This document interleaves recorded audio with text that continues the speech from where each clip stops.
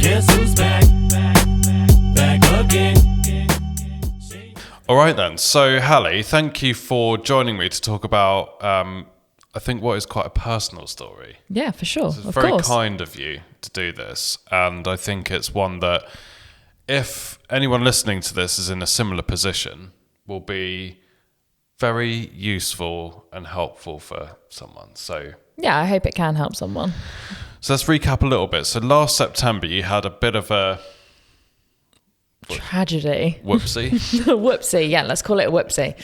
But it was a serious thing. So tell us the story. What happened? Okay, so literally the day I got back from my holiday with my other half, the day before we were literally parasailing. So it was a complete jump from one to the other. But the day we got back, I was walking down the stairs. I don't know how it happened, but I managed to fall down 5 steps. Can't be any more than that. Fell wrong and ended up breaking my back. I was in complete denial though, to say the least. I was like, no, I'm fine. Like, try and shake it off. It's okay. And then, yeah, when I tried to get up, my legs gave way, lost feeling in my legs fairly quickly. Obviously the worst goes through your head, but you're like, no, it's going to be okay. Went to hospital, waited 13 hours in A&E. With a broken back. With a broken back. It was quite funny actually. They were convinced that I was fine. I just needed to walk around, just to kind of, walk it off, shake it off. Could have, wow. I know, it could have gone horribly wrong, and thankfully the doctors said to me, I really hope you didn't do that. And I was like, well, no, because I've seen the horror movies. Unbelievable. But yeah, so then finally got a test a few hours later, a CT scan. And at this point, I'd actually text Abby, my boss, to say, oh, is it okay if I work from home tomorrow? And I've only just come back from holiday, but I've fallen down the stairs and I'm in A&E, but I'm fine. And she was like, yeah, no worries, of course, work from home. And then, yeah, when I sent her an update message, I think it was like 3:00 in the morning, like, turns out I've broken my back and I'm admitted, so I might need tomorrow off. Yeah. I remember coming in and Abby telling us what happened, and obviously all massively concerned for you. I mean, it's such a big... Thank you. It's a scary thing, isn't it? I mean, I imagine at that point in time, pretty terrifying. Yeah, for sure. You've broken your back. I find it crazy that you've been parasailing, and then it was literally 24 hours before. A slip on the stairs. That is unbelievable. But, so completely unexpected, big injury, not knowing if you were going to walk again, not knowing if you were paralyzed or not. Must have been terrifying. Yeah, there was a 5-day period, I think it was, before they were actually able to give me an MRI. So when they first delivered the news, obviously we were so tired at this point because we'd been in A&E for such a long time. They just kind of pretty much came in, said, you've broken your back, it's close to your spinal cord. Because you can't feel your legs, we don't know if you're paralyzed. And then they walked out. So they pretty much dropped the bomb and then left. 5 days of you lying there wondering. Not knowing. Wow. Yeah. So it was a massive change of events, not something I obviously, or anyone ever expects to experience. Yeah. Just an unfortunate just wait. Like that. Literally. Mad. What was the actual, just the technical description of your injury? So I broke my L2 transverse process, which is basically, it's in the lower part of your back. You have, next to your spinal cord, you have bones that attach on either side of your spinal cord, which links to all of your muscles in your lower back. So your main big muscles. And what I had done is I'd snapped that whole bone off. And because of that, it then tore into my muscles and displaced. So that whole lower part of my section of like the whole lower part of the back was in agony. Yeah, excruciating. However, but you didn't. So in terms of what you then needed, so you didn't need surgery. Surgery would only risk it more. So if that bone never fused back together again, you can live without it. I'd probably now live with back pain forever, but I'd rather that than potentially risk any further damage. Yeah. So after a bit of time, and what we're kind of talking about here really is like obviously it's such a big story, and like the return to work phase. Yeah. Honestly, this isn't what a brilliant employer we were for helping you back to work. That's not what this is. This is genuinely about, like, if anyone listening to this has had a big injury or been off work for long-term sickness or whatever the reason is, obviously you go through a big life event. Yeah. And then at some point you start thinking about coming back to work or getting back into that world. What were I know there must have been like hundreds of concerns and worries, but from a work point of view, yeah, what was that initial, oh God, this is bigger than I thought, like what do I do work wise? Yeah. I think the main one for me was obviously being in digital marketing and advertising. It's an ever changing like career.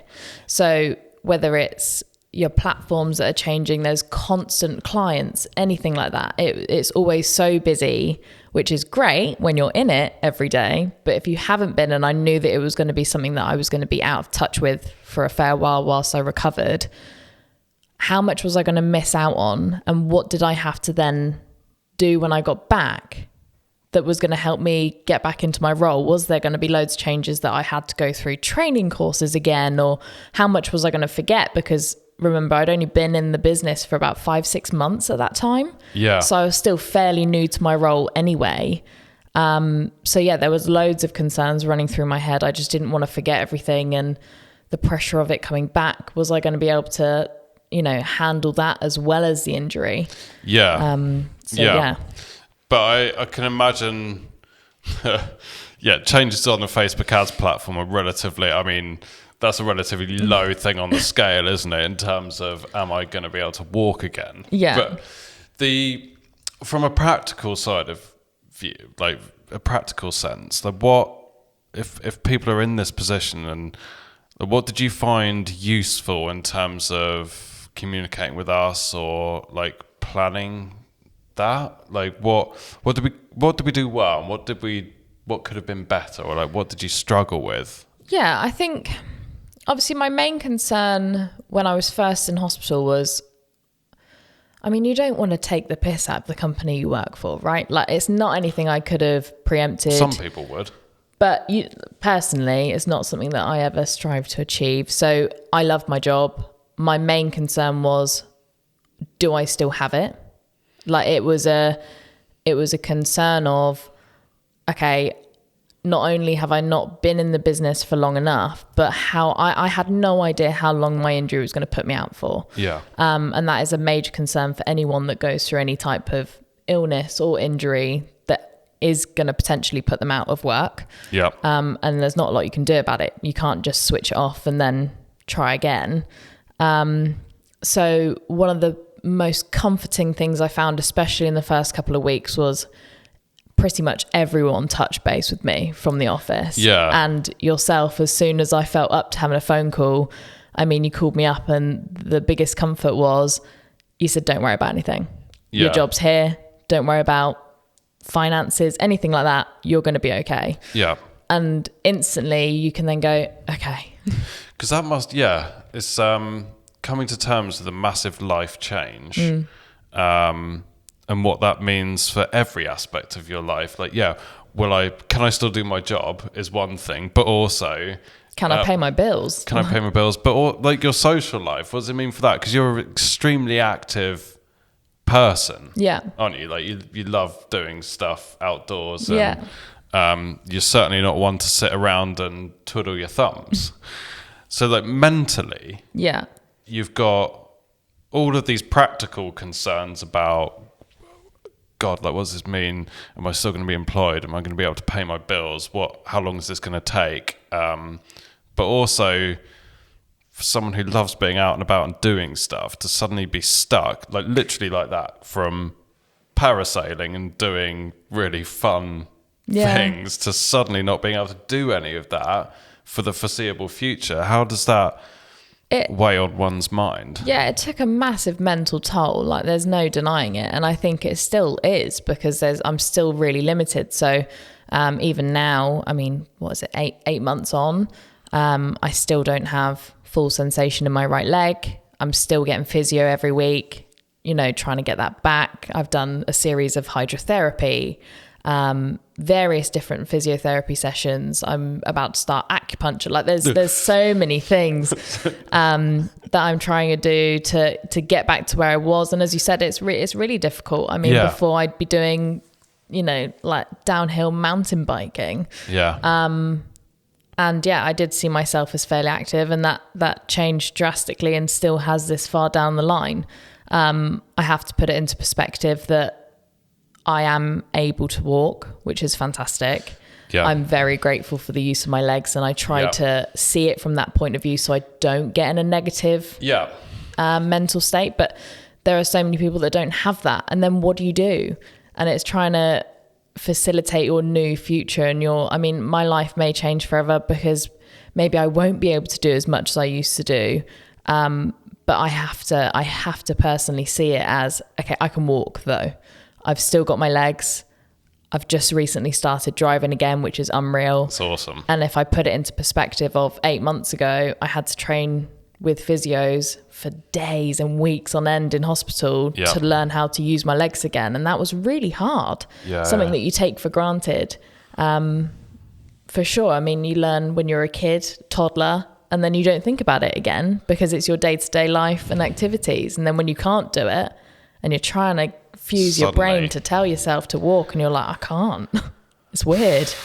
I can imagine. Yeah, blimey. It's, I say I can imagine. I can't imagine, because I don't think you really can until you've been through it. No, but I think it's easy for anyone to kind of sit there and think, okay, if something's such, as drastic as taking walking away from you, you know that it's going to have an effect on you. Yeah.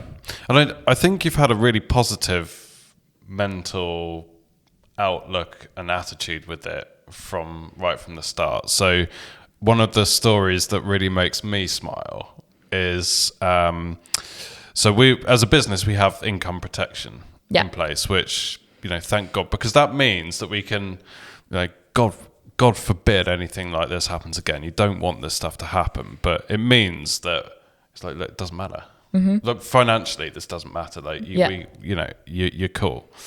So that's a really good thing. But I remember when they have... I know what you're about to say. So actually they're quite well set up for helping people rehabilitate into work, and they offer all sorts of different levels of service if you want it. Yeah. So you were working with one of their representatives, and they couldn't understand how you wanted to get back to work so quickly. They just weren't used to... Yeah. No, she was... you were like, but I want to go back. And they're like, what? She was so kind, but yeah, no, I think...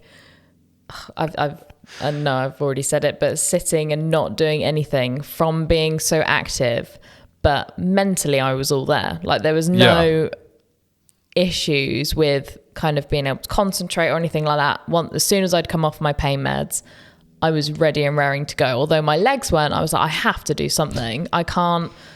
I honestly, I'm not one of those people that can sit and twiddle my thumbs, as you say. I was losing my mind. And I think I was probably about 2 weeks after returning home, I was messaging here going, is there anything I can do? Can I jump on anything? Like, is there anything you need help with? Because it was so difficult just to sit and do nothing. Yeah. And similar to what we discussed earlier, it then fed into my fear of the longer I'm out, the longer I miss what's going on. So if I could come back sooner, hopefully that gap being less means that I'm not missing out on too many platform changes or account changes. And that was a big thing for me. So it was like, okay, well, the quicker I can get back, hopefully I can just slot right back in. Yeah. But yeah, no, they kept saying, so, what do you need? Like, do you need some more therapy or anything like that? And I was like, no, I just want to go back, if I'm honest. And they were like, okay, but how are you feeling injury wise? And I was like, well, it hurts, but that's not going to change. So can I go back? You're not listening to what I'm saying here. I need to go back to work. And she was going, oh, okay. I'm not used to this. And I was like, I guess I'm an anomaly then. Yeah, I thought that did make me chuckle, definitely. And I think just is an indication of like how positive you were looking at stuff just across the board. What would you say in terms of like getting back into work, and obviously you were like keen to, so that's amazing, but like what did you struggle with? I know before we started recording you were talking about suddenly being forced to work from home and being out of the office environment and not seeing people 2 or 3 times a week, and that coupled with a dramatically different social life, I can imagine felt quite isolating. Yeah, that's the best word to describe the whole situation, I think. So previously to my role at Overdrive, I'd never worked from home. I just never had to, never needed to. And it was a nice change for us because having that hybrid, it meant that you have the flexibility, which was really nice. It was a nice change. Yeah. But I think, as you said, being in the office 3 times a week before to suddenly I'm out of office every day, working on my own. And it's very different when you're in an office environment and working on your own. It's just having people around you and socializing. And the only contact with people I had was when my partner came home every day and he'd walk through the door and I'd just bombard him because I'm like, someone to talk to. Hi, how was your day? And he's like, at that point, his social battery's at an absolute minimum. And mine is like sky high because although I've been working, I've not spoken to someone all day. Yeah. So yeah, it was really difficult. And I think it's something to really take into consideration for both employers and employees, that if that happens, it's going to be a massive change. If something to your work environment changes that drastically, it's going to feel different. It's not going back to the job that you were doing, because although you may be physically doing the work that you were doing, if you're not in the same environment, it doesn't feel the same. Yeah, definitely. And it's I think there's loads of different kind of learnings there in terms of when you're it's almost reminds me a little bit of when everyone was forced to work from home, forced to work separately through the pandemic. And just finding simple ways of helping people feel involved, because it's so easy, I think, for people to slip into feeling really separated. Particularly when there's been a big traumatic event in your life leading up to that. There's for sure so much stuff going on there. So I think that's a really big thing, isn't it? What would your big piece of advice be for anyone listening to this who is in a similar situation, or they're going through a return to work and they're struggling with it, or they're about to start that phase? What would your big piece of advice be? Honestly, to just trust in your team. So for me, as I said, with all my kind of concerns about phased return to work and stuff like that, it was, am I going to get the support that I need? Because everyone's busy. You worry that you're going to not be forgotten about, but you kind of have to be a cog that then is working. And I guess you can sense everyone else moving on in their day to day. Exactly. And you know that everyone's busy doing exactly what they should be doing. Their days are ticking along as normal. And the fear was, okay, well, where do I pick things up? I don't know what any of my clients have been doing for the last 2 months.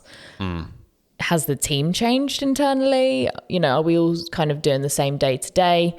So yeah, a big thing for me was just, I lent on people a lot. And that just comes down to hopefully everyone's in the position where they've got great management, a great team around them that they can lean on. And it will just allow you to not panic about things. And then you go, okay, tell me what you need me to do. I'll do it. Yeah. And that was so helpful because there was so much that I did miss out on in terms of like events that had happened on, for clients and stuff like that. So it was just helpful to go, right, this is the update. This is where we're at. Are you happy to now take this on? And it's like, okay, great. I know exactly what I'm doing. I can, crack on. So just trust in your team. Try not to panic. I like that. Well, look, Halli, thank you so much for sharing. Of course. What is, quite a personal story. And it's, it's a big one. Yeah, no worries. So thank you very much. I don't plan on coming back and doing it again. So this is the first and last time, I'm afraid, John. No, we very much hope that doesn't happen again for sure. And congrats on a brilliant recovery process. Thank you. Yeah, thank you. It's amazing. So, and thanks to everyone for listening as well. And we'll see you on the next one. Thanks. Thank you so much for listening. If you enjoyed that episode, please do come and subscribe. Join us for future episodes where we talk about the ins and outs of running paid media and driving improved conversions and revenue for your business. See you next time.